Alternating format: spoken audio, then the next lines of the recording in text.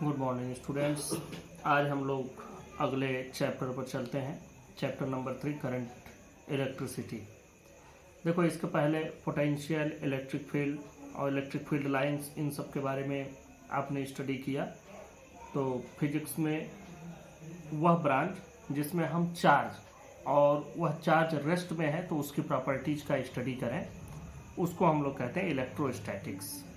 अब charge motion में है तो उसकी जिस ब्रांच में स्टडी करते हैं फिजिक्स के, उस ब्रांच को कहते हैं इलेक्ट्रोडायनेमिक्स, या उसी को हम लोग करंट इलेक्ट्रिसिटी भी कहते हैं। करंट इलेक्ट्रिसिटी का मतलब हो गया कि the study of charge in motion.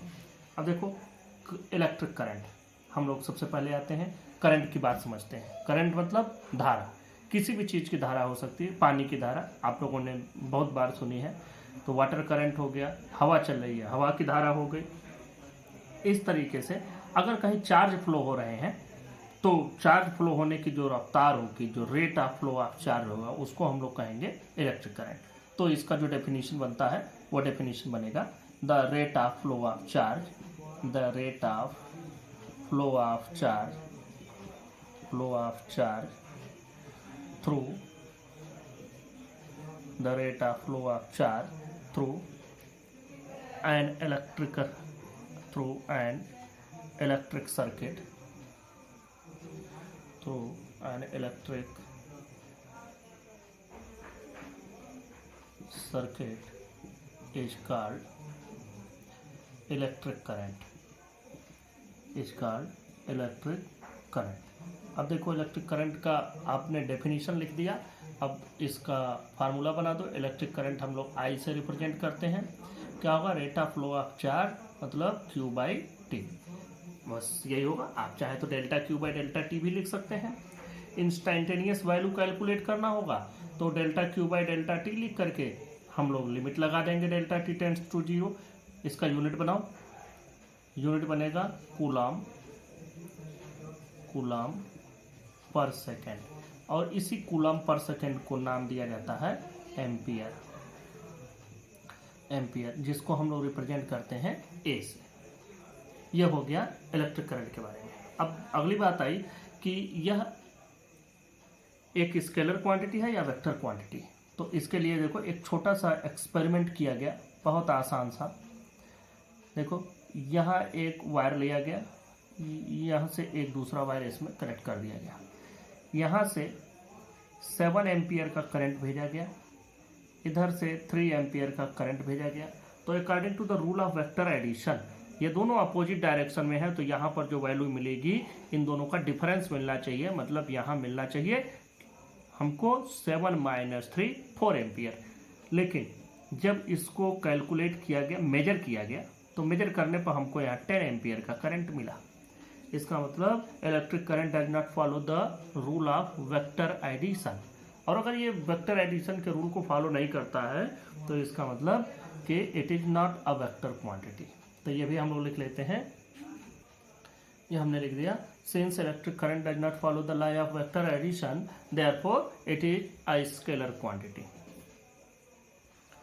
अब यह जो करंट फ्लो हो रहा है यह किसी न किसी कंडक्टर से फ्लो हो रहा है। तो कंडक्टर के, अब देखो यहाँ पर हम थोड़ा सा इसको और अच्छे से समझते हैं कि कंडक्टर के क्रॉस सेक्शनल एरिया से, जैसे मान लो कि ये वायर है, तो अब इससे ये चार्जेज इस तरह से फ्लो हो रहे होंगे। मतलब कि पर यूनिट क्रॉस सेक्शनल एरिया कुछ न कुछ चार्ज फ्लो हो रहे होंगे। अब अगर किसी भी पॉइंट से किसी इस पॉइंट पर हम चले गए तो इस पॉइंट पर अगर इस एरिया से जितने ज़्यादा चार्ज गुजरेंगे तो हम कहेंगे कि इसका पर सेकंड जितने ज़्यादा चार्ज गुजरेंगे तो वहाँ पर उतना ज़्यादा करंट माना जाएगा। तो इस तरह से हम एक नई चीज़ पाते हैं कि कभी कभी हमको किसी किसी जगह पर, और ये डिपेंड करता है कि ये एरिया कैसी है, हमको कुछ जगहों पर चार्जेज पर सेकंड ज़्यादा फ्लो होते हुए मिलते हैं, कुछ जगहों पर कम फ्लो होते हुए मिलते हैं। जैसे मान लो कि अगर यहीं इसी को थोड़ा सा ट्विस्ट कर दिया जाए, थोड़ा सा ट्विस्ट कर दिया जाए, रहे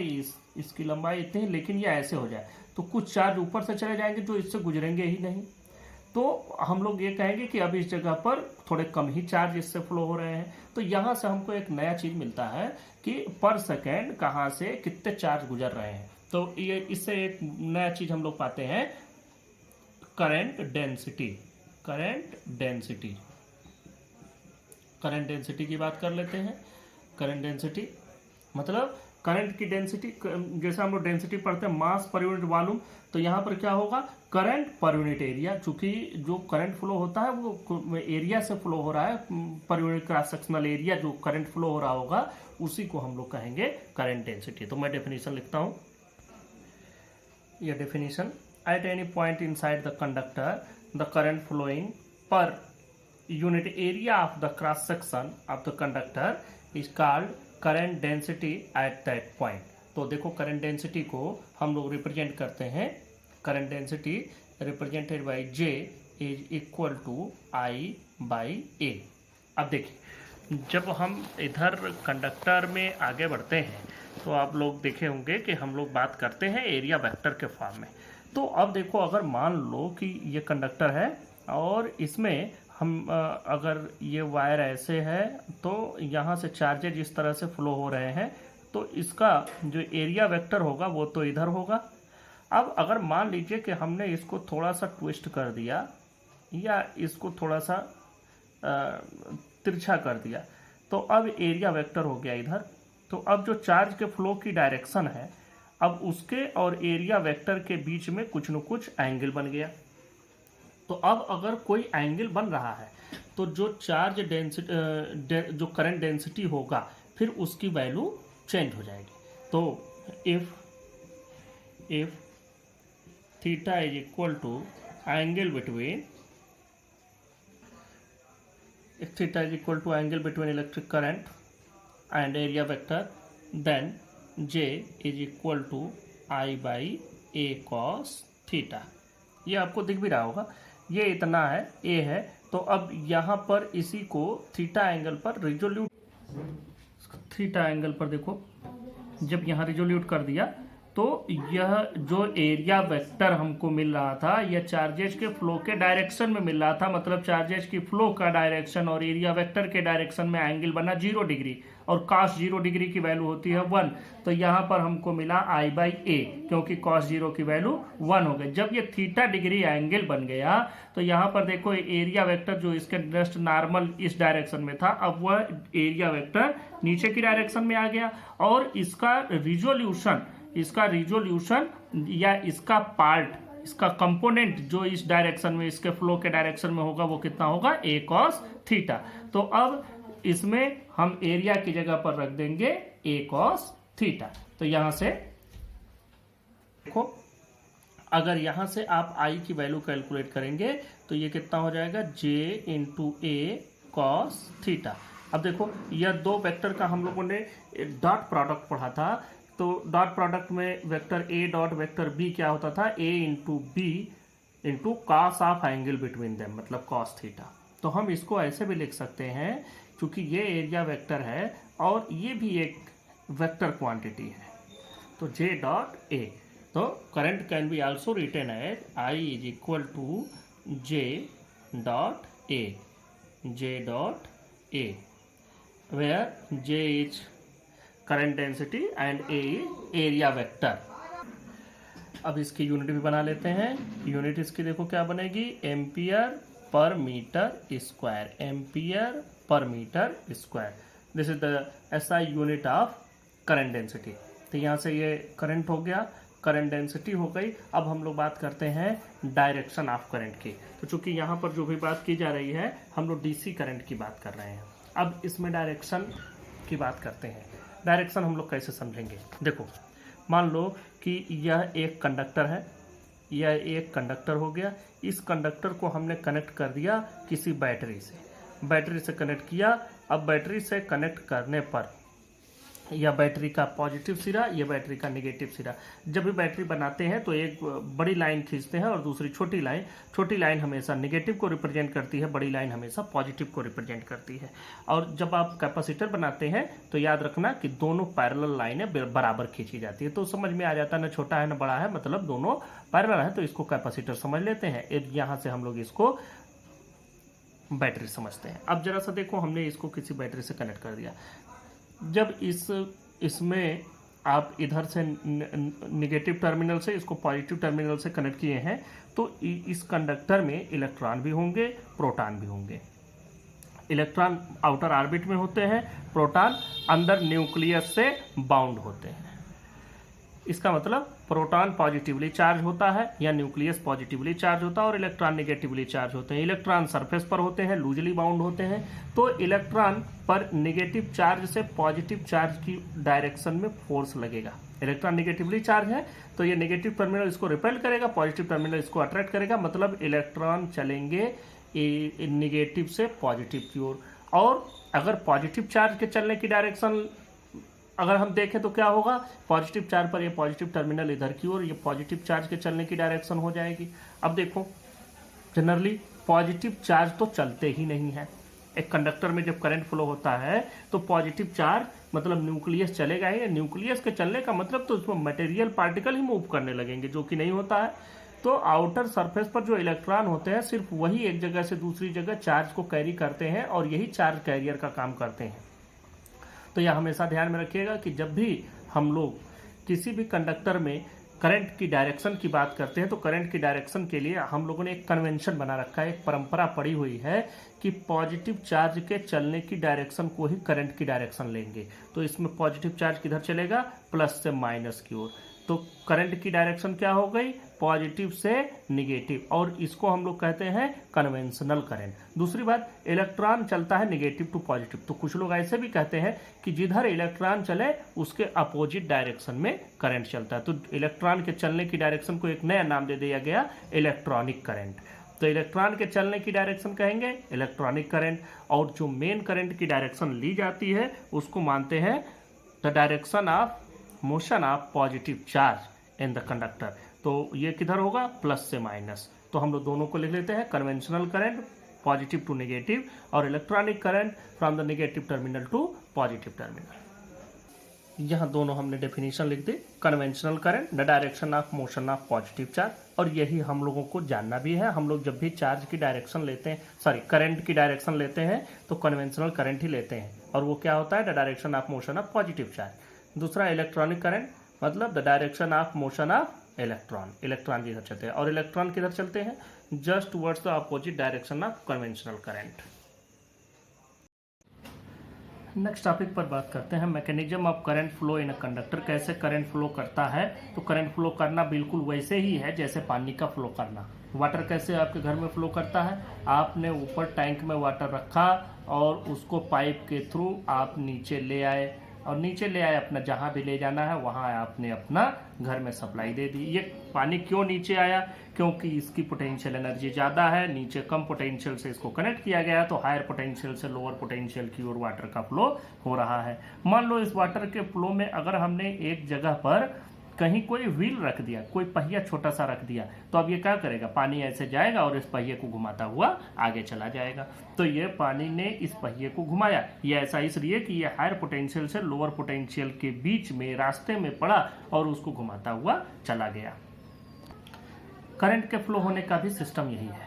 करंट भी हायर पोटेंशियल से लोअर पोटेंशियल के बीच में फ्लो होता है। जैसे हम लोग बैटरी से कनेक्ट करते हैं, बैटरी से कनेक्ट किया है आपने, बैटरी के पॉजिटिव टर्मिनल, नेगेटिव टर्मिनल, ये प्लस ये माइनस, पॉजिटिव नेगेटिव, अब इसके बीच में आप कुछ भी रखेंगे तो इसके हायर पोटेंशियल से लोअर पोटेंशियल की ओर पॉजिटिव चार्ज फ्लो होता है, या इलेक्ट्रॉन मान ले कि नेगेटिव से पॉजिटिव की ओर फ्लो होते हैं। तो अब इस तरह से करंट इसमें फ्लो होता है।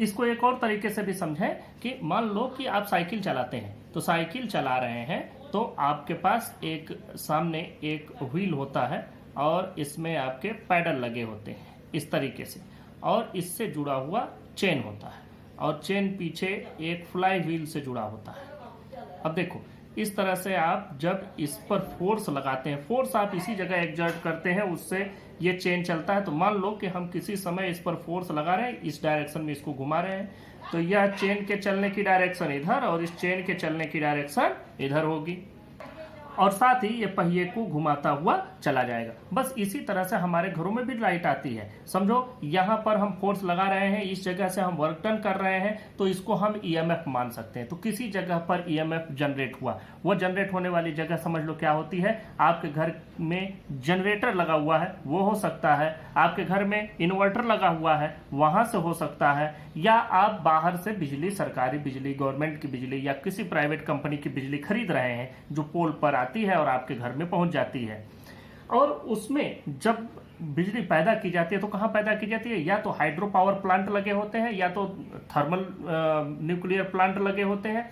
तो वहां से टरबाइंस को घुमा करके या किसी भी तरीके से इलेक्ट्रिसिटी वहां पैदा की गई। उस इलेक्ट्रिसिटी को प्रोड्यूस करने के बाद पोल से फिर ट्रांसमिट किया गया। ये ट्रांसमिशन आपको समझाया जाएगा कैसे होता है। तो वो हायर पोटेंशियल से आया। अब हमारे घर में 2 वायर आते हैं, पोल से हम ले आते हैं। एक वायर को हम लोग कहते हैं लाइव वायर, दूसरे वायर को कहते हैं न्यूट्रल वायर। न्यूट्रल या इसका एक और भी नाम देते हैं रिटर्निंग फेज। रिटर्निंग फेज, तो ये रिटर्निंग फेज हो जाता है। इसको भी फेज भी बोला जाता है, लाइव या फेज वायर और रिटर्निंग फेज।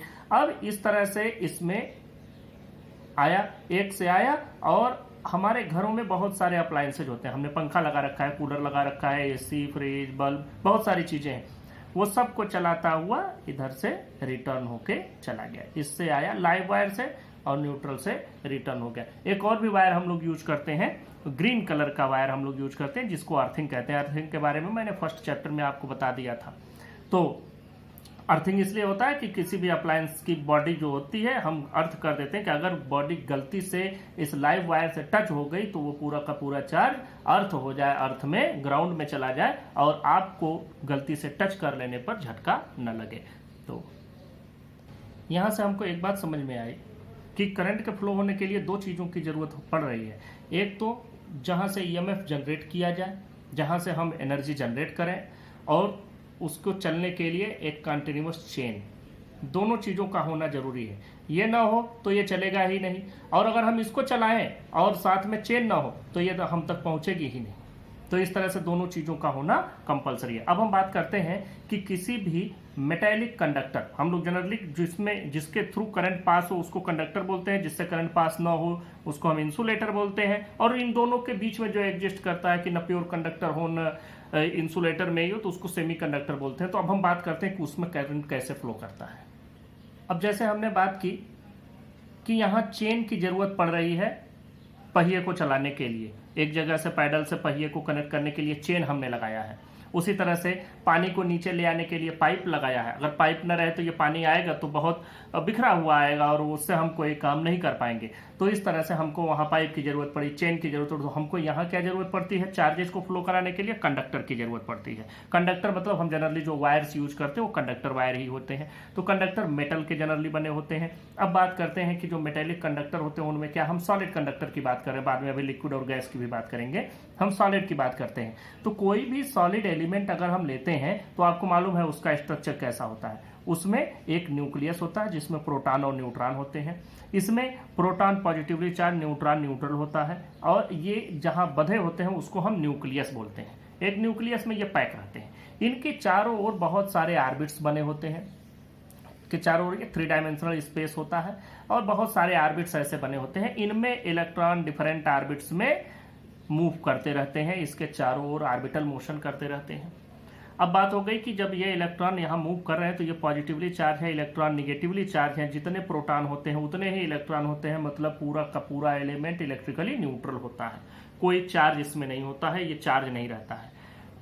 अब इसमें इलेक्ट्रॉन चलते कैसे हैं, इनकी बात समझो। इलेक्ट्रॉन जो इससे कनेक्टेड होते हैं, कनेक्टेड का मतलब जो इसके बहुत नजदीक है तो बड़े स्ट्रांग फोर्स ऑफ अट्रैक्शन से ये इससे बंधे हुए हैं, न्यूक्लियस के साथ बहुत स्ट्रांग फोर्स से बंधे हुए हैं। लेकिन जो इलेक्ट्रॉन की ऑर्बिट इस न्यूक्लियस से दूर है वह इससे थोड़ा लूजली बाउंड होते हैं। जो बहुत ज़्यादा बिल्कुल आउटर ऑर्बिट के जो इलेक्ट्रॉन होते हैं इस न्यूक्लियस के साथ बहुत कम बाइंडिंग एनर्जी से जुड़े हुए होते हैं, मतलब ये बहुत कम फोर्स से न्यूक्लियस से बाइंड, ये हम कंडक्टर के लिए एक्सप्लेन कर रहे हैं, तो ये बहुत कम फोर्स से बाइंड होते हैं। तो जब इनकी बाइंडिंग फोर्स बहुत कम होती है तो इनको अगर एक्सटर्नल एनर्जी दे दी जाए, जैसे हम लोगों ने फ्रिक्शनल इलेक्ट्रिसिटी की बात की कि किसी कंडक्टर को किसी चीज पर रब कर दिया और उसमें से इलेक्ट्रॉन निकल गए, वो पॉजिटिवली चार्ज, तो इस तरह से क्या हुआ कि अगर मान लीजिए कि हमने इसको कहीं से भी एक्सटर्नल एनर्जी दे दी, किसी इलेक्ट्रिकल सर्किट से कनेक्ट कर दिया, सेल से, बैटरी से कनेक्ट कर दिया या किसी सोर्स ऑफ इलेक्ट्रिसिटी से कनेक्ट कर दिया, तो इसको थोड़ी एनर्जी मिलेगी, ये बाहर निकल जाएगा। तो अब ये बाहर निकलेगा कहाँ जाएगा? बात आती है कि जब इलेक्ट्रॉन बाहर निकला तो ये निकल करके हवा में नहीं घूमने लगता बल्कि मेटल में ही रहता है। मेटल में कहाँ जाएगा? जैसे एक न्यूक्लियस था, अब देखो यहाँ पर कहीं दूसरा न्यूक्लियस होगा, यहाँ पर कहीं दूसरा न्यूक्लियस होगा, इसके आसपास ऑर्बिट होंगे, तो अब इसके और इस एटम और इस एटम के बीच में ये गैप भी तो मिला, तो अब ये जो इलेक्ट्रॉन मिला ये इस गैप के थ्रू मूव करने लगेगा। अब देखो इस तरीके का गैप आपको और भी मिलेगा। जैसे हम यहाँ बात करते हैं, यहाँ पर एक मान लो एक न्यूक्लियस यहाँ है, न्यूक्लियस मतलब एक एटम यहाँ है, तो अब इस एटम का कुछ आउटर ऑर्बिट होगा और इसके आउटर ऑर्बिट और इसके आउटर ऑर्बिट के बीच में स्पेस तो होगा ही, इसी स्पेस में मतलब इंटर एटॉमिक स्पेस में अब ये जो फ्री हुआ इलेक्ट्रॉन है वह इसी इंटर एटॉमिक स्पेस में मूव करने लगता है। और यह चार्ज पार्टिकल है और जब यह मूव करेगा तो यह चार्ज अपने साथ कैरी करने लगता है, इसी को हम लोग चार्ज कैरियर भी कहते हैं। तो इन्हीं के मूवमेंट से चार्जेज फ्लो होने लगते हैं, करंट फ्लो होने लगता है। अब बात करते हैं कि ये जो फ्री इलेक्ट्रॉन हमको मिलते हैं इनकी संख्या कितनी होती है। तो जो कंडक्टर हम लोग जनरली पाते हैं इसमें लगभग 10 टू द पावर 29 के आर्डर का 10 टू द पावर 29 इलेक्ट्रॉन पर मीटर क्यूब हमको मिलते हैं। 1 मीटर क्यूब में मतलब 1 मीटर लंबा, 1 मीटर चौड़ा और 1 मीटर ऊंचाई का अगर हम कोई कंडक्टर ले लें तो उसमें लगभग जो फ्री इलेक्ट्रॉन्स होंगे वो 10 to the power 29 free electron हमको मिलते हैं। कुछ राइटर्स 10 टू द पावर 28 भी लिखते हैं, किसी ने बिल्कुल एग्जैक्ट कैलकुलेट नहीं किया है, लेकिन लगभग संख्या यही मिलती है। तो अगर फ्री इलेक्ट्रॉनों की संख्या ज्यादा है तो वो बहुत अच्छा कंडक्टर माना जाएगा, फ्री इलेक्ट्रॉनों की संख्या कम है तो वो थोड़ा सा खराब कंडक्टर माना जाता है। तो जनरली हम देखते हैं कि सिल्वर में सबसे ज्यादा मिलते हैं, तो सिल्वर सबसे अच्छा कंडक्टर माना जाता है। ये सिल्वर हो गया। सिल्वर के बाद हम लोग पाते हैं कि कॉपर उसके बाद आता है, कॉपर के बाद हमको मिलता है गोल्ड, कॉपर के बाद गोल्ड, गोल्ड के बाद हम लोग एल्यूमिनियम, इस तरीके से। अब इसी में कुछ गैस भी मिलते हैं, गैस और लिक्विड के थ्रू भी करंट फ्लो होता है, चार्जेस फ्लो होते हैं। तो गैस और लिक्विड में चार्ज कैसे फ्लो होते हैं उनकी भी बात समझ लो।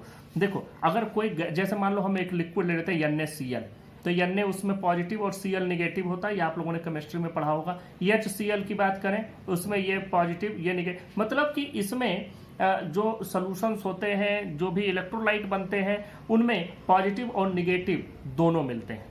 तो जो कंडक्टर होता है, कंडक्टर में तो सिर्फ और सिर्फ इलेक्ट्रॉन ही चलते हैं, लेकिन इसमें पॉजिटिव चार्ज और निगेटिव चार्ज दोनों आयन चलते हैं। पॉजिटिवली चार्ज्ड आयन भी चलेंगे, निगेटिवली चार्ज्ड आयन भी चलेंगे। इसमें सिर्फ और सिर्फ निगेटिवली चार्ज्ड इलेक्ट्रॉन चलते हैं, पॉजिटिवली चार्ज न्यूक्लियस अपनी जगह पर रहता है, मतलब वो एटम है वो पूरा पूरा मटेरियल हो जाएगा। अगर ये पॉजिटिव चार्ज चलने लगेगा तो मतलब समझो कि इसमें मटेरियल ही चलने लगा। तो मटेरियल पार्टिकल मूव नहीं करता, अपनी ही जगह पर रहता, सिर्फ आउटर ऑर्बिट के इलेक्ट्रॉन ही मूव करते हैं, चार्ज को एक जगह से लेके दूसरी जगह जाते हैं। तो यहाँ कंडक्टर में जो चार्जेस का चलना होता है वो सिर्फ और सिर्फ इलेक्ट्रॉन के थ्रू, लेकिन जो गैस और लिक्विड में दोनों तरीके से, मतलब पॉजिटिव और निगेटिवली चार्ज्ड आयन दोनों मूव करते हैं। अब पॉजिटिवली चार्ज्ड आयन प्लस से माइनस की ओर चलेगा, तो निगेटिवली चार्ज्ड आयन माइनस से प्लस की ओर चलेगा।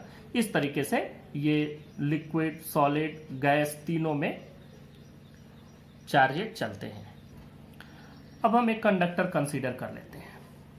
ये कंडक्टर हमने ले लिया, अभी हमने इसको किसी बैटरी सेल या किसी भी सोर्स ऑफ इलेक्ट्रिसिटी से कनेक्ट नहीं किया है, तो इसमें ये कंडक्टर है मतलब इसमें फ्री इलेक्ट्रॉन होंगे।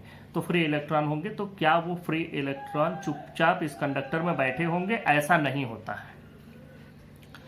Electrons are continuously in random motion, और वो क्यों होते हैं? वो due to the thermal velocity. ये अगर रूम टेम्परेचर पर रखे गए हैं तो ये इलेक्ट्रॉन कंटिन्यूअसली मूव करते रहते हैं और इनके जो मूव करने की स्पीड होती है वो होती है 10⁵ मीटर पर सेकेंड। आप जूम नहीं कर सकते। मान लो कि ये लोहे का अगर हमने रॉड लिया है, ये तो प्लास्टिक का है, मैं एज्यूम कर लेता हूँ, कंसीडर कर लेता हूँ कि ये अगर लोहे का हो तो इसमें जो इलेक्ट्रॉन होंगे वह इस स्पीड से मूव कर रहे होंगे और ये स्पीड कितनी है, बहुत ज़्यादा है। इसको अगर मैं किलोमीटर में बदलूँ तो ये मिलेगा 100 किलोमीटर पर सेकेंड। मतलब इलेक्ट्रॉनों की स्पीड इतनी होती है कंडक्टर के अंदर कि वह 1 सेकेंड में 100 किलोमीटर की डिस्टेंस कवर कर लेते हैं और ये बिल्कुल एक्चुअल फैक्ट है। इसमें थोड़ा कम अधिक हो सकता है कि 99 हो जाए, 101 हो जाए, लेकिन एवरेज स्पीड जो इनकी लगभग हमको मिलती है वो 100 किलोमीटर पर सेकेंड की मिलती है, 100 किलोमीटर पर सेकेंड फॉर अ कंडक्टर।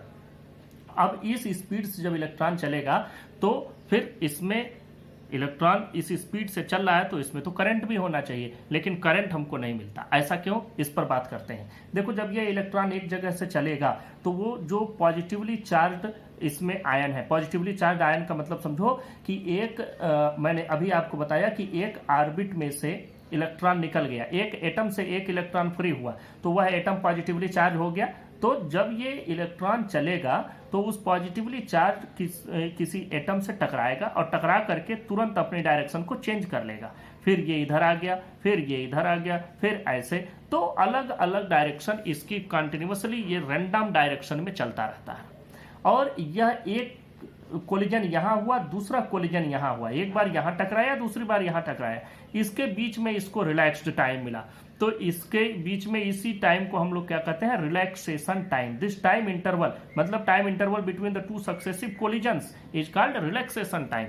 दो टक्कर के बीच का जो समय होता है उसको हम लोग रिलैक्सेशन टाइम कहते हैं, क्योंकि उस टाइम इलेक्ट्रॉन रिलैक्स्ड रहा, उस टाइम वो रिलैक्स होकर के मूव कर सकता है। और जो वो एवरेज डिस्टेंस कवर करता है दो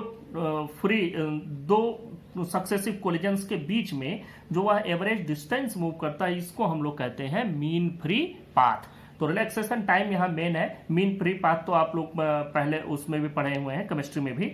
तो ये समझ लो कि कहीं भी इलेक्ट्रॉन दो सक्सेसिव कोलिजन, जैसे ये पहली टक्कर दूसरी या दूसरी और तीसरी, तो 2 और 3 के बीच में जो डिस्टेंस इसने मूव किया, this is mean free path. और जो इसने टाइम वेस्ट किया दूसरे और तीसरे के बीच में, वो टाइम इंटरवल रिलैक्सेशन टाइम। तो अब देखो, यहाँ स्पीड की तो हमने बात कर ली कि 100 किलोमीटर पर सेकंड से ये इलेक्ट्रॉन मूव करेगा, ये स्पीड हो गई। लेकिन वेलोसिटी, अगर हम डायरेक्शन की बात करें तो यहाँ पर वेलोसिटी आप देख रहे हैं कि ये इधर की ओर है, ये इधर की ओर है, एक नीचे की ओर है। तो वेलोसिटी मतलब स्पीड विथ डायरेक्शन।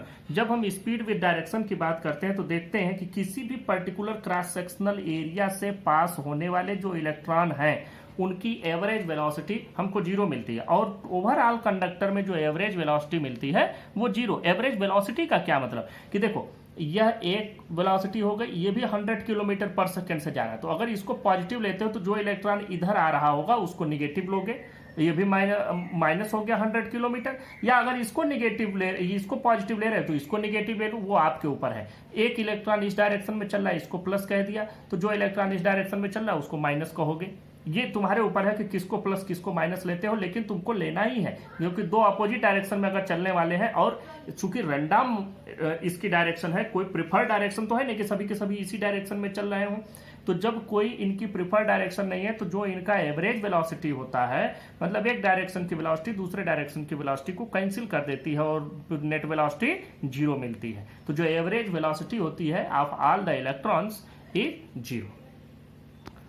अब अगर इस पूरे कंडक्टर में n इलेक्ट्रॉन हो मान लो, तो उनकी वेलोसिटी का सम अगर हम निकालें, एवरेज वेलोसिटी उनकी अगर हम कैलकुलेट करें, u1 plus u2 plus dash dash dash un divided by n, तो ये एवरेज वेलोसिटी हो गई एंड इट विल बी 0।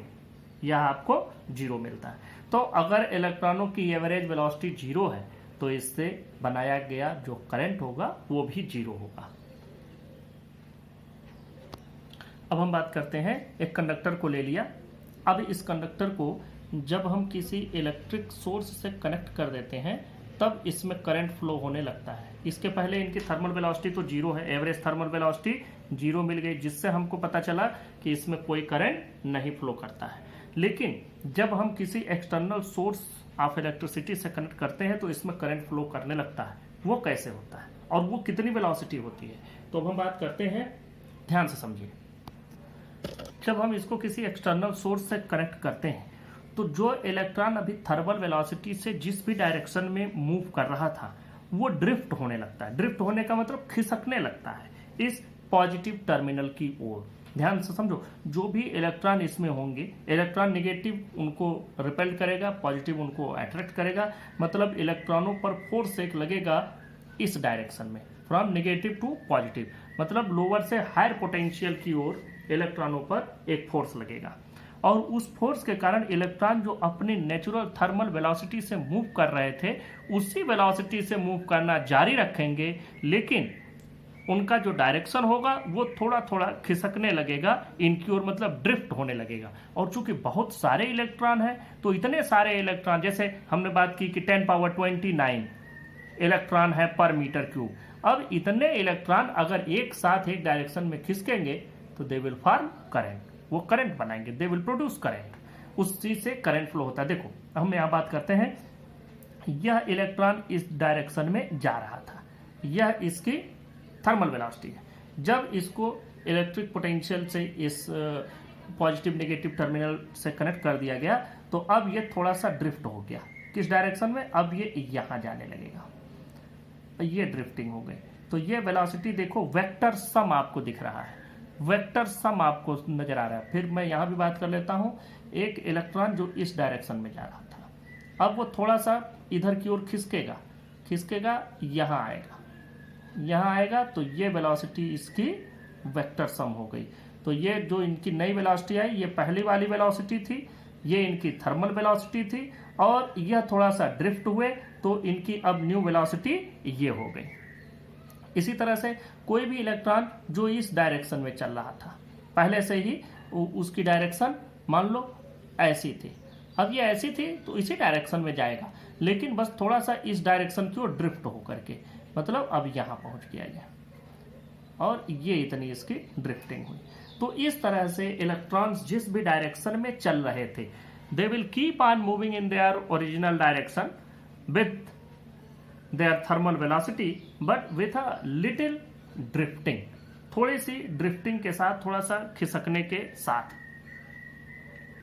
ये बिल्कुल उसी तरीके से है कि जैसे कोई एक पानी की धारा हो, ये वाटर फ्लो हो रहा है, इसमें कोई नाव इधर से चल रही है और ये नाव चलते हुए धीरे धीरे एक किनारे की ओर खिसक भी रही है, इसी के साथ चल रही है लेकिन धीरे धीरे ये किसी एक किनारे की ओर खिसक भी रही है। इसी तरह से इलेक्ट्रॉन तो इसमें मूव कर ही रहे हैं, इनका मूवमेंट बिल्कुल जारी है, लेकिन ये साथ साथ इस पॉजिटिव टर्मिनल की ओर खिसक भी रहे हैं। और ये वेलोसिटी मैंने आपको बताई, इस वेलोसिटी में आप लोगों को यहाँ लिख भी दूँ, ये थर्मल वेलोसिटी हो गई और ये इनकी ड्रिफ्ट वेलोसिटी हो गई, वी ड्रिफ्ट वेलोसिटी हो गई। और ये इसको क्या मानोगे, जो इनकी जो ये नई वेलोसिटी मिल रही है ये थर्मल वेलोसिटी ही है, लेकिन इसमें ड्रिफ्ट वेलोसिटी थोड़ी सी ऐड हो गई है, तो अब इसको मान लो न्यू वेलोसिटी Vn कह दो इसको। इस तरह से देखो, ये Vt थी थर्मल वेलोसिटी, ये ड्रिफ्टिंग हुई और ये इनकी न्यू वेलोसिटी Vn। इसी तरह से ये Vt, ये Vd और ये Vn न्यू वेलोसिटी। तो इस तरह से आपको मिला। इसको मैंने ये नाव वाले एग्जांपल से भी आपको समझा दिया। अब एक बात और समझो कि हम लोग ये तो जान रहे थे कि जो थर्मल वेलोसिटी होती है, थर्मल वेलोसिटी का आर्डर मैंने आपको बताया था कि थर्मल वेलोसिटी का आर्डर होता है 10⁵ मीटर पर सेकेंड। तो अब ये जो ड्रिफ्ट हो रहा है इसका आर्डर कितना है, ये कितना स्पीड इसको दिया। अब ये समझो ये वेलोसिटी जो होती है ये होती है 10⁻⁻1 mm पर सेकेंड, इतना कम, मतलब या कहे तो 0.1 मिलीमीटर पर सेकेंड। ये वेलोसिटी इसकी थर्मल वेलोसिटी के आगे कुछ भी नहीं है, ये 10⁵ मीटर है, ये 0.1 मिलीमीटर है पर सेकेंड, तो बहुत कम ड्रिफ्टिंग होती है। लेकिन ये ड्रिफ्ट वेलोसिटी इसके डायरेक्शन को थोड़ा सा इधर की ओर मोड़ देता है, यही इतना बहुत है जिससे इलेक्ट्रिक करंट फ्लो होना शुरू हो जाता है।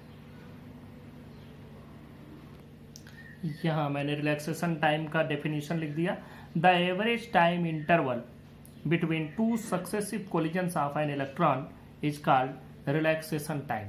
अब रिलैक्सेशन टाइम इसको टाउ से रिप्रेजेंट करते हैं and it is equal to T1 plus T2 plus T3। ये पहले इलेक्ट्रॉन का मान लीजिए रिलैक्सेशन टाइम है, ये दूसरे का रिलैक्सेशन टाइम है। इस तरह से अगर n इलेक्ट्रॉन है तो सबके रिलैक्सेशन टाइम का सम divided by the total number of electrons. यहाँ मैंने डेफिनेशन लिख दी ड्रिफ्ट वेलोसिटी की, the average velocity gained by free electrons of a conductor in the opposite direction of applied electric field is called drift velocity and represented by Vd. The order of drift velocity is about 10 power minus 1 mm per second. You can also write few millimeter per second. आप ये भी लिख सकते हैं। अब हम लोग drift velocity का एक्सप्रेशन बना लेते हैं। इसके एक्सप्रेशन के लिए समझो कि हमने एक एक्सटर्नल इलेक्ट्रिक फील्ड लगाया है। ये जो एक्सटर्नल इलेक्ट्रिक फील्ड है, प्लस इधर है माइनस इधर है, तो इलेक्ट्रिक फील्ड इस डायरेक्शन में है। यह इलेक्ट्रिक फील्ड ई है। इलेक्ट्रॉन इस डायरेक्शन में चलेगा। और एक बात ये भी जान लो, ड्रिफ्ट वेलोसिटी एक कांस्टेंट वेलोसिटी होती है। It is not any accelerated velocity. यह एक्सेलरेटेड वेलोसिटी नहीं होती है, but it is a constant velocity. तो हम इसको लिख भी लेते हैं, आगे हम लोग एक्सप्रेशन डिराइव करने के समय लिख लेंगे। तो अब ये जो इसकी ड्रिफ्ट वेलोसिटी आएगी, ये इस डायरेक्शन में आएगी। इलेक्ट्रॉन पर जो फोर्स लगेगा वो किधर की ओर लगेगा, नेगेटिव से पॉजिटिव की ओर फोर्स लगेगा। इसके लिए बहुत ज़्यादा परेशान होने की जरूरत नहीं है। आपको मालूम है कि इलेक्ट्रॉन नेगेटिव रिपेल करेगा, पॉजिटिव उसको अट्रैक्ट करेगा, तो नेगेटिव से पॉजिटिव की ओर उस पर फोर्स लगेगा। वो फोर्स कितना लगेगा, अगर ई है, इलेक्ट्रॉन पर चार्ज स्मॉल ई है, तो जो इस पर फोर्स लगेगा वो फोर्स बता देते हैं एफ इज इक्वल टू होगा ई इंटू ई। ये इस डायरेक्शन में लगेगा, या चूंकि ये इसके अपोजिट है तो हम लोग माइनस ई लिख सकते हैं। क्यों? क्योंकि अपोजिट डायरेक्शन ऑफ ई है। इलेक्ट्रिक फील्ड इधर है तो इस पर फोर्स इस डायरेक्शन में लगेगा। अब देखो, जब इलेक्ट्रॉन चलना शुरू हुआ तो जैसे यहां से मान लो चला, तो यहां इसकी वेलोसिटी 0 थी, यहां गया कोलाइड हो गया किसी से। अब इस कोलिजन के बाद अब ये इतनी डायरेक्शन चेंज करके दूसरी डायरेक्शन में चला, तो यहां पर इसकी वेलोसिटी क्या हो गई, 0। फिर यहां भी आकर के कोलाइड हुआ और यहां से जब आगे मूव किया तो फिर इसकी वेलोसिटी यहां 0 हो गई, फिर आगे मूव किया, और इतने दूर में ही जो उसने वेलोसिटी गेन किया वही ड्रिफ्ट वेलोसिटी है। तो जो यहाँ इनिशियल वेलोसिटी है u, हम फर्स्ट इलेक्ट्रॉन के लिए लेते हैं u1 इक्वल टू 0। तो अगर हम इसकी वेलोसिटी कैलकुलेट करें v1, तो v1 इज इक्वल टू, ध्यान से देखना, v1 is equal v equal to u plus at। तो हम लोग यहाँ पर लिखेंगे u1 plus a t1, where t1 is the relaxation time for the first electron. अब देखो यहाँ से हमको जो वैल्यू मिल रही है, ये v1 की वैल्यू हो जाएगी 0 0 और माइनस, क्योंकि हम ई लिखने जा रहे हैं, E divided by mass of electron into T1, क्योंकि ए की जो वैल्यू होगी एक्सेलरेशन आपको निकालना होगा। एक्सेलरेशन इज इक्वल टू होता है फोर्स बाय टाइम। तो हम लोग इसको एक नेक्स्ट लाइन में भी लिख सकते हैं, यहाँ ना लिख करके आप लोग नेक्स्ट लाइन में कर सकते हैं, वो ज़्यादा बेटर होगा, जिससे समझ में भी आता रहे। तो ये तो हो गया 0 प्लस, हम एफ को ए को लिख सकते हैं F by M into T1, where T1 is the relaxation time. तो V1 की वैल्यू हो गई, एफ की जगह हम लिखेंगे minus E into E divided by M into T1, this is the V1। और इसी तरह से सिमिलरली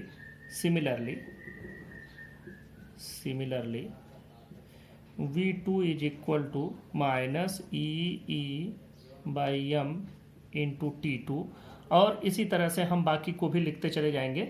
तो जब हम एवरेज वेलोसिटी कैलकुलेट करेंगे, एवरेज वेलोसिटी गेन्ड बाई, हम लोग देखें डेफिनेशन में हमने पहले ही लिखा है कि the average velocity gained by free electron.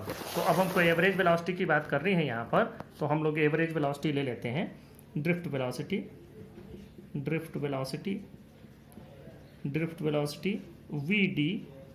Vd is equal to, ये जो जितने हम लोग निकाल रहे हैं V1 V2 V3, इन सब का एवरेज लेना है। तो मतलब V1 plus V2 plus dash Vn divided by small n, where small n is equal to number of free electrons.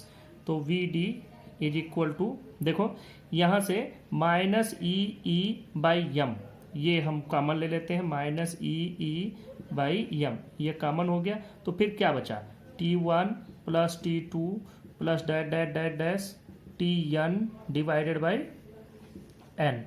अब यहाँ भी आपको देखना है, this value is relaxation time. यहाँ मैंने आपको पहले ही बता दिया था रिलैक्सेशन टाइम के डेफिनेशन में कि ये अलग अलग सभी इलेक्ट्रॉनों के रिलैक्सेशन टाइम है।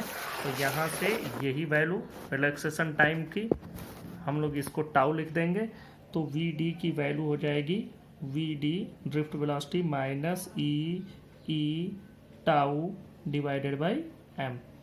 This is the expression for drift velocity.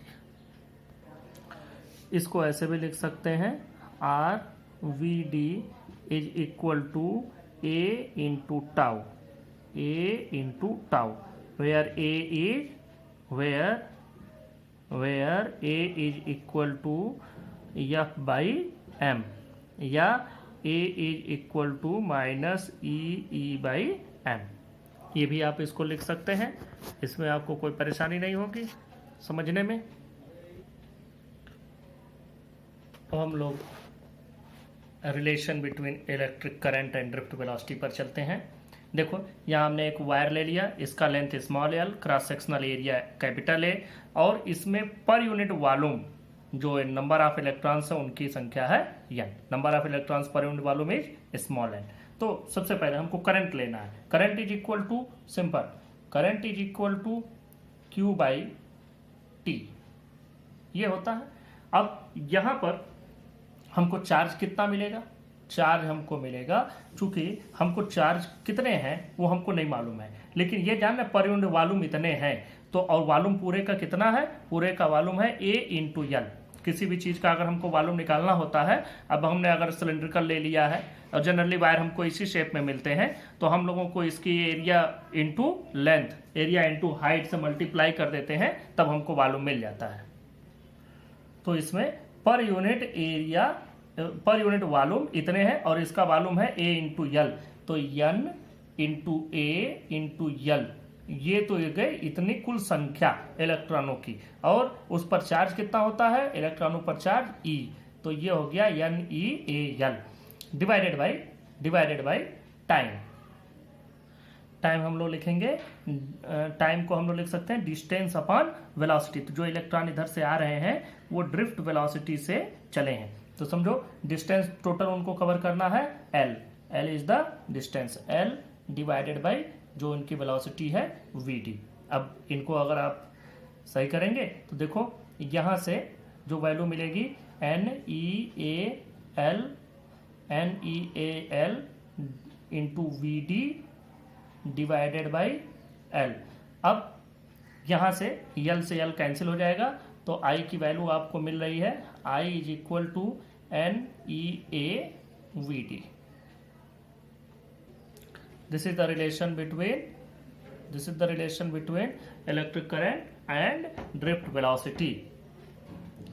ये रिलेशन हो गया करंट का ड्रिफ्ट वेलोसिटी से। अब हम लोग एक करंट डेंसिटी के लिए भी फार्मूला बना लें। करंट डेंसिटी, ये तो चूंकि स्केलर क्वांटिटी हो गई तो एक वेक्टर क्वांटिटी भी बना ली जाए।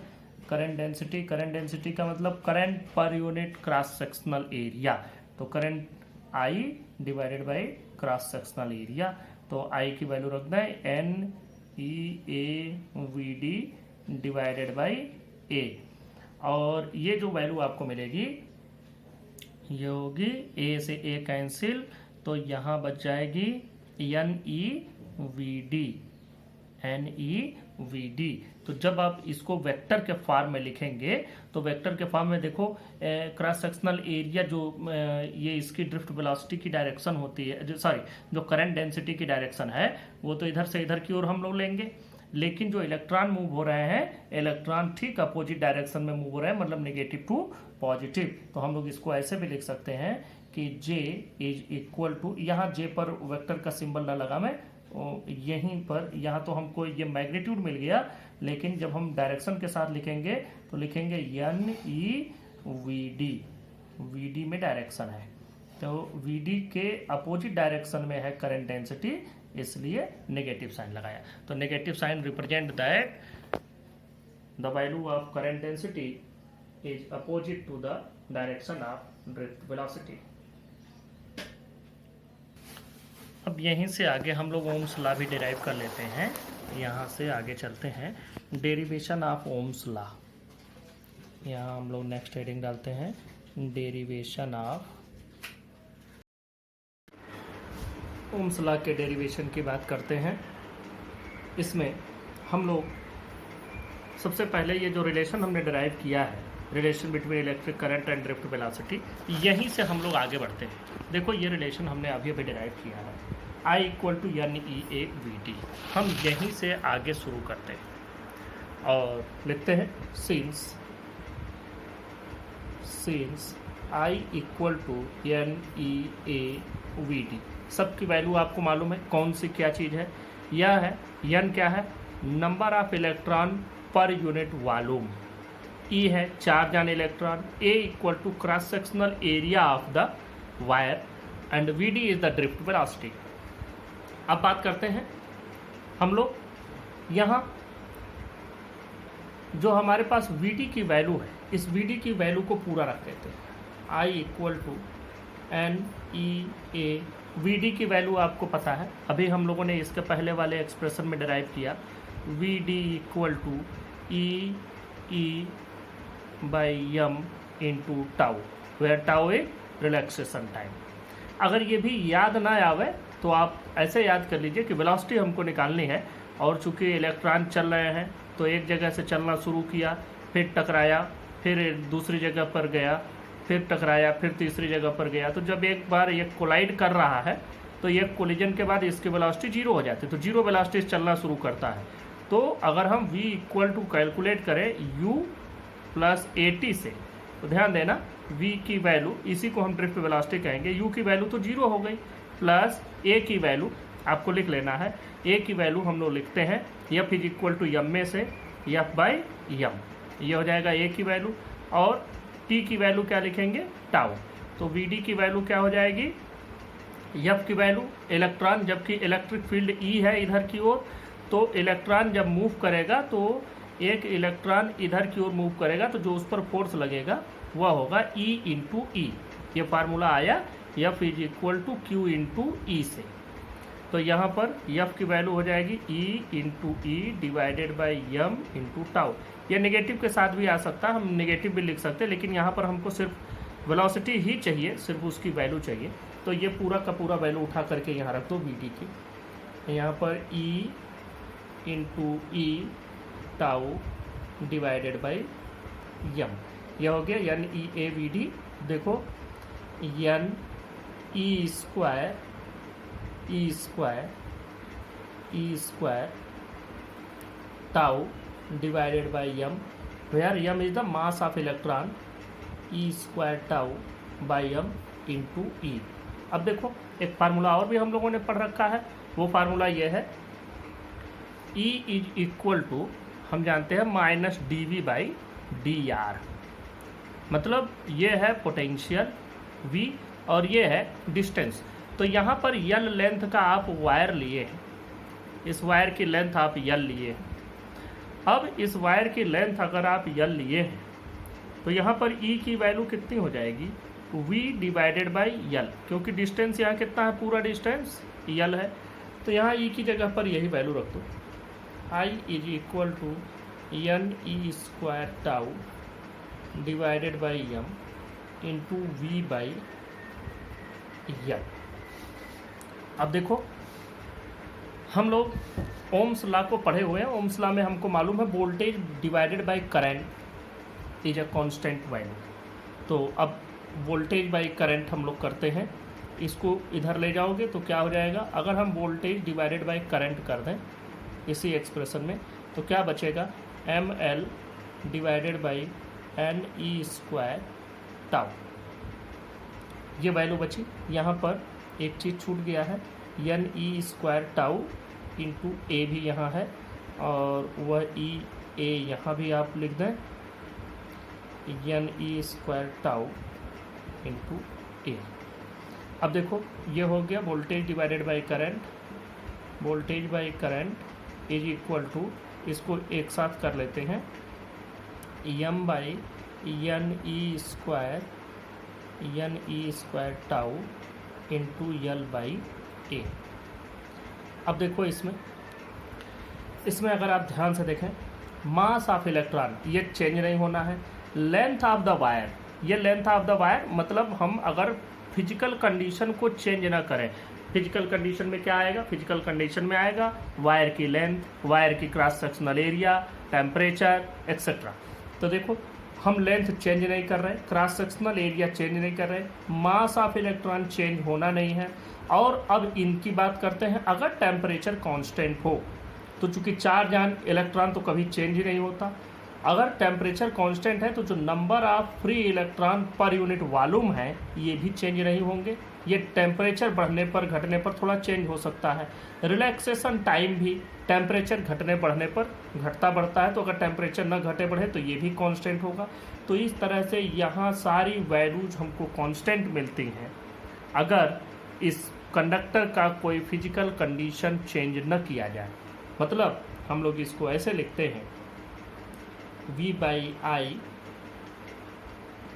may be considered as constant, या V by I is equal to, V by I को ऐसे लिख दो। आज तक आप लोगों ने पढ़ा कि voltage is equal to current into resistance rho L by A. अभी तक आप जानते थे कि रो इज स्पेसिफिक रेजिस्टेंस या रजिस्टिविटी हम लोग कहते थे। यहाँ आज आपको रो का फार्मूला भी मिल गया, यहाँ लिख भी दो, where rho is equal to M divided by N E square tau. इसको हम लोग resistivity of material of conductor कहते हैं। जो मटेरियल हमने यूज किया है उसकी रजिस्टिविटी है, और ये रजिस्टिविटी उस मटेरियल की प्रॉपर्टी होती है। ये हमेशा याद रखेंगे, जो मटेरियल हमने लिया है उसकी प्रॉपर्टी होती है। तो अगर ये वैल्यू कांस्टेंट हो, टेम्परेचर कांस्टेंट रखेंगे तो ये पूरा रो कांस्टेंट होगा, resistivity will be constant, and length and area, cross sectional area, ये दोनों चीज़ें हमने कांस्टेंट कर रखी हैं। उस केस में पूरा V बाई आई की वैल्यू हमको कांस्टेंट मिलती है। यहाँ मैंने लिख भी दिया, at a fixed temperature the values of M, L, N, E, tau and A are constant. Thus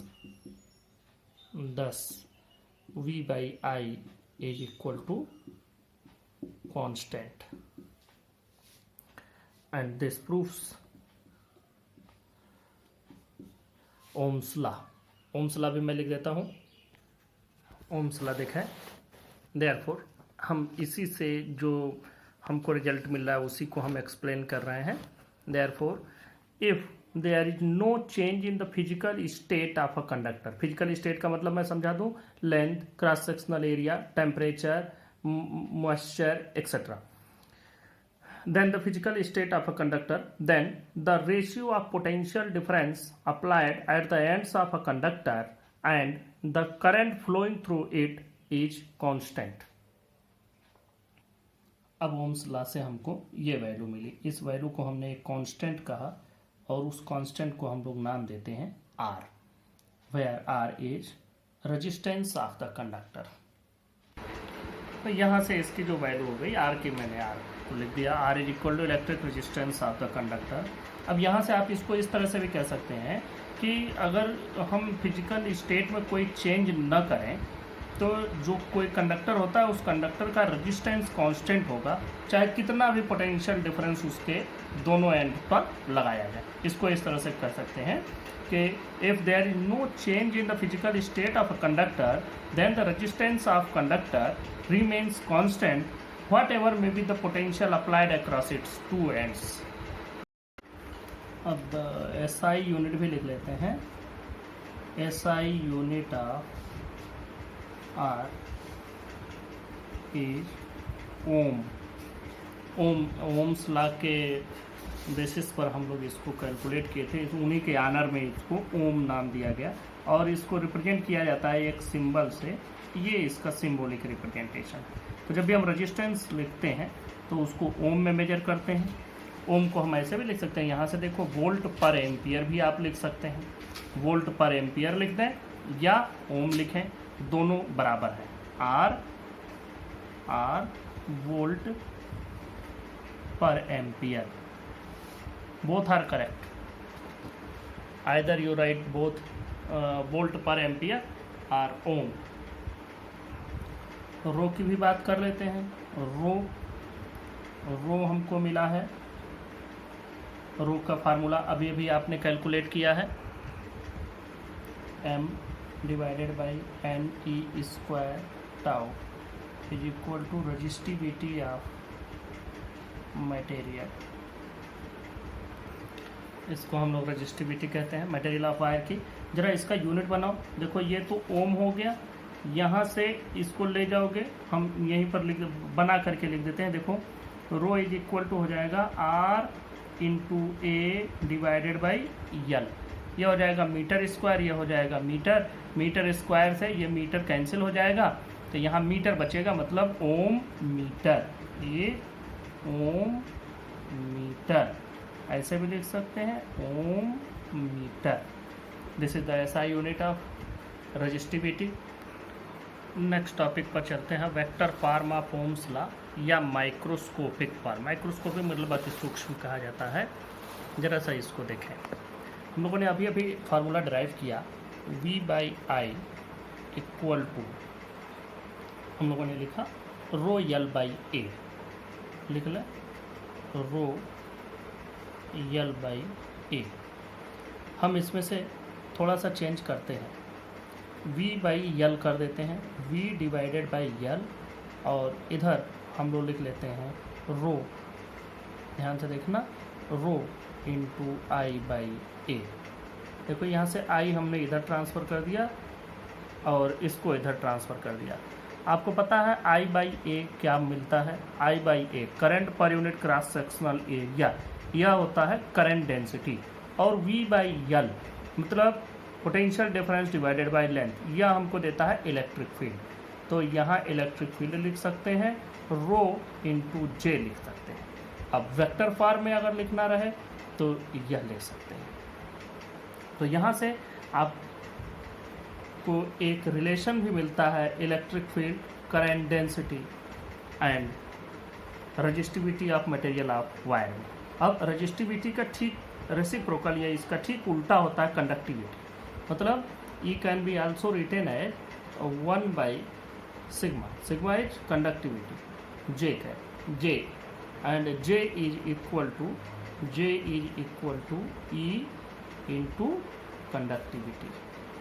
तो यहाँ से हम लोग एक चीज़ और भी पाते हैं कि the direction of J is just equal to the direction of E, या जो करंट डेंसिटी की डायरेक्शन है वह इलेक्ट्रिक फील्ड की ही डायरेक्शन के बराबर होता है। इसी को हम लोग, या यहाँ से आप ऐसे भी लिख सकते हैं कि J is directly proportional to E। यहाँ से यही ओम्स लॉ का माइक्रोस्कोपिक फॉर्म है। ओम्स लॉ का माइक्रोस्कोपिक फॉर्म का मतलब हो गया कि वहाँ हमने लिखा था कि वोल्टेज, वहाँ हम लोग क्या लिखते थे, voltage is directly proportional to I, या voltage by current is equal to resistance, या ये कांस्टेंट होता था, यह हम लोग कांस्टेंट लिखते थे। यहाँ वोल्टेज न कह के हमने क्या लिखा, current density. Current density is directly proportional to electric field. और जब हम J बाई E करते हैं तो यह कंडक्टिविटी के जस्ट बराबर होता है, और कंडक्टिविटी भी एक कांस्टेंट ही होती है फॉर अ गिवन मटेरियल। यहाँ मैंने डेफिनेशन लिख दी, this current density is directly proportional to the applied field strength and direction of J, J मतलब current density, coincides with that of E, मतलब ये इलेक्ट्रिक फील्ड की ही डायरेक्शन में होता है। This is Ohm's law in microscopic form. यहाँ से एक और भी डेफिनेशन बना सकते हैं, E और J का रेशियो रजिस्टिविटी होता है। जैसे यहाँ पर आपने देखा कि वोल्टेज और करंट का रेशियो अभी हमने निकाला, वोल्टेज और करंट का रेशियो हमको रजिस्टेंस मिलता है। उसी तरह से इलेक्ट्रिक फील्ड और करंट डेंसिटी का रेशियो हमको रजिस्टिविटी मिलता है। तो हम लोग अगर यहाँ से निकालें कि E is equal to rho into J, तो E by J, E divided by J is equal to rho. तो हम यहाँ से एक और चीज़ कह सकते हैं कि द रेशियो ऑफ, मैं लिख देता हूँ, the ratio of electric field and current density at any point with in the conductor is called specific resistance और रेजिस्टिविटी। ये भी कांस्टेंट ही मिलता है जनरली हमको, अगर टेम्परेचर वगैरह हम लोग सेम रखते हैं, टेम्परेचर और हम बाकी किसी पैरामीटर में कोई चेंज ना करें, तो रेजिस्टिविटी भी हमको कांस्टेंट मिलती है।